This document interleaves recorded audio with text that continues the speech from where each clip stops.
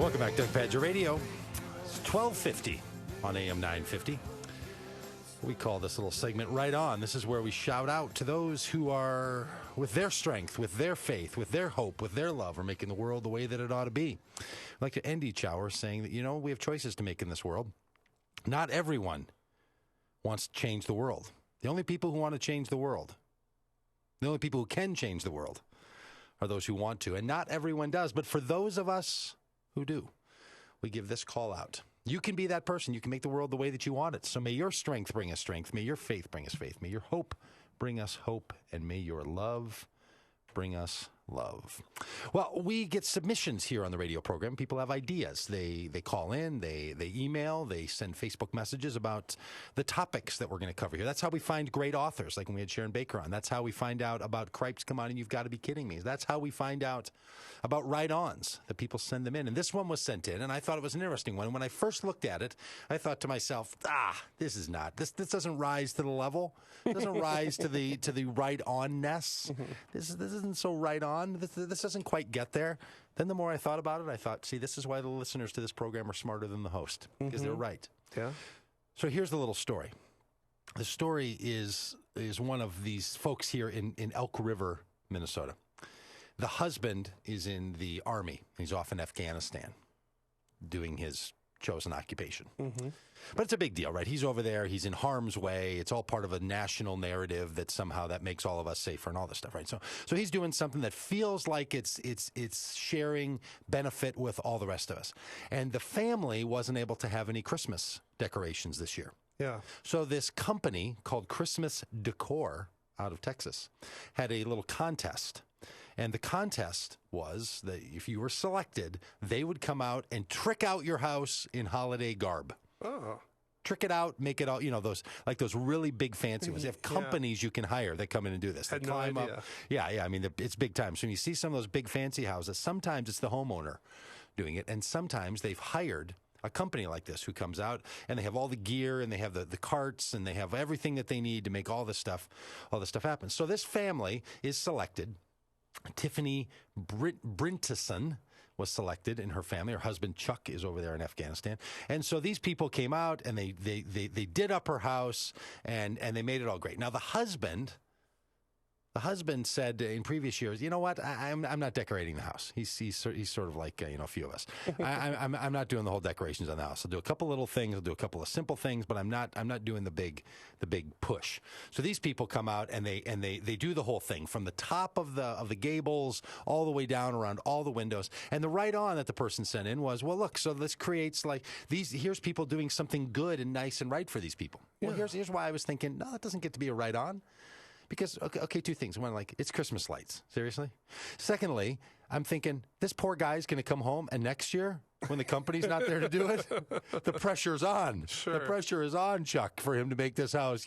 What's it going to be next year? He's got the little snowman out front, and that's it? Right. I mean, this guy's life is ruined at Christmas time. Every Thanksgiving, it's going to be, boy, you're just not like you were when you won that gift, are you? But then I started thinking about it. And I started thinking about this notion of the thought that counts at Christmas. I've never really gotten that whole thing about it's the thought that counts. Because it just makes people then have to run around and find thoughtful gifts. And then I don't know what that's in comparison to as opposed to the quality or something. It just seems to be swapping one burden for the other. But anyway, this notion that it's the thought that counts is what's right here. What they're trying to do with the Christmas decor, and we're not doing our Christmas up this year, but what you're trying to do is to declare at Christmas time, for all the reasons that it becomes Christmas time, that there's something worth celebrating even when it's at its darkest. See, because the winter solstice, is December 21st. Yeah. And that means it's the darkest day. And so Christmas, for those who don't know, is not Jesus' birthday. It's not what in Christian theology, Christmas is not Jesus' birthday. That happy birthday to Jesus, that's not what Christmas ever was intended. The Christ Mass, Christmas, was intended to be the church calendar, the church service, the church time, when you said, even when it's the darkest, the light still shines. Yeah. And Jesus is the representation of when it's the darkest, the light shines. It's that big story. It's not, oh, he was born this day. That all gets built up through sort of European late 18th century, early 19th century kind of happy birthday folklore. That's not what Christmas is, right? So it makes people like me a little nutty.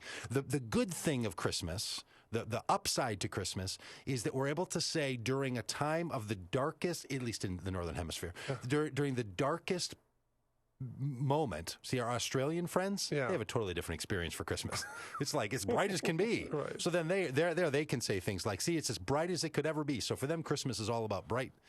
But here in the Northern Hemisphere, it's all about in the darkest time of the environment that we all live in, the light shines. Yeah.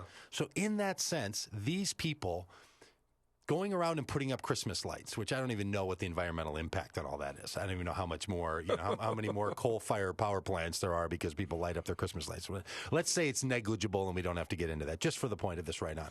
Here these people are pulling a family whose husband is gone, who's not there with them, who could be living in the midst of nothing is right, nothing is normal, I'm scared, and what if my dad's not okay? Instead, they're able to say, even in the midst of that fear, even in the midst of that darkness, even in the midst of the torrential downpour of the snow that we had, when things are just boxed in and dark, there's some light that shines. Yeah. So to anyone, it seems to me, who is telling that story, to anyone who's living the things are getting brighter, rather than things are going to get brighter, when it's as dark as it can be, the light still shines. Yeah. So see, the upside to Christmas, the upside to these Christmas lights is that's the story, right? It seems to me. And so even though when I first looked at this, I thought, no, the people winning a contest by the Christmas Decor Company out of Texas. What do they know about Christmas? They don't know anything about Christmas down there. Texas, it's not frozen tundra.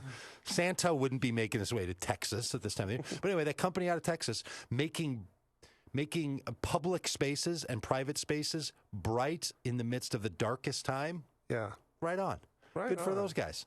See, and I wouldn't have thought of that. I would have just been the curmudgeon-y guy going around like, I'm not climbing up on my gutters and hanging those lights up there. Yeah. So to anyone who does this and does it for a family that's in this time of struggle, and for this family that's hurting, and the owner of the company said, when we heard that this contest was an option for us to participate in, we love what we do, bringing light to people. And we're glad that we could do it for them. Right on. So around here, we say, you know what? For those who are making light shine, even when it's artificial light being driven by LED bulbs, at least you're saying something. At least you're making a reality that the light still shines, even when the day is as dark as it can be.